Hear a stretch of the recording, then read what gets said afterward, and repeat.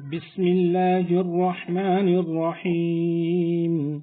وما محمد إلا رسول قد خلت من قبله الرسل أفإن مات أو قتل انقلبتم على أعقابكم ومن ينقلب على عقبيه فلن يضر الله شيئا وسيجزي الله الشاكرين. وما كان لنفس أن تموت إلا بإذن الله كتابا مؤجلا ومن يرد ثواب الدنيا نؤته منها ومن يرد ثواب الآخرة نؤته منها وسنجزي الشاكرين. وكأي من نبي قاتل معه ربيون كثير فما وهنوا لما أصابهم في سبيل الله وما ضعفوا وما استكانوا والله يحب الصابرين.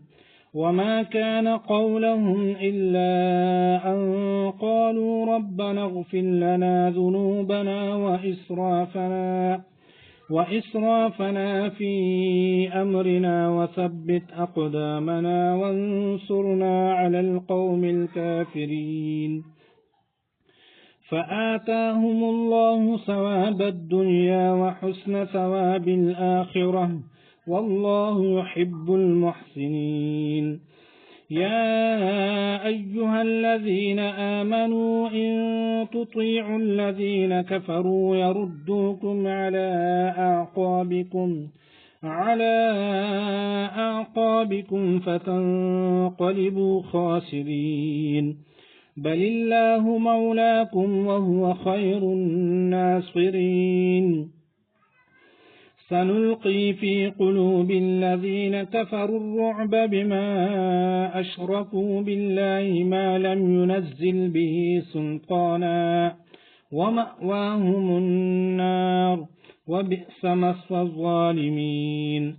ولقد صدقكم الله وعده إذ تحسونهم بإذنه حتى إذا فشلتم وتنازعتم في الأمر وعصيتم من بعد ما أراكم ما تحبون منكم من يريد الدنيا ومنكم من يريد الآخرة ثم صرفكم عنهم ليبتليكم ولقد عفا عنكم والله ذو فضل على المؤمنين. إذ تصعدون ولا تلوون على أحد والرسول يدعوكم في أخراكم فأثابكم غما بغم لكي لا تحزنوا على ما فاتكم ولا ما أصابكم والله خبير بما تعملون. ثم أنزل عليكم من بعد الغم أمنة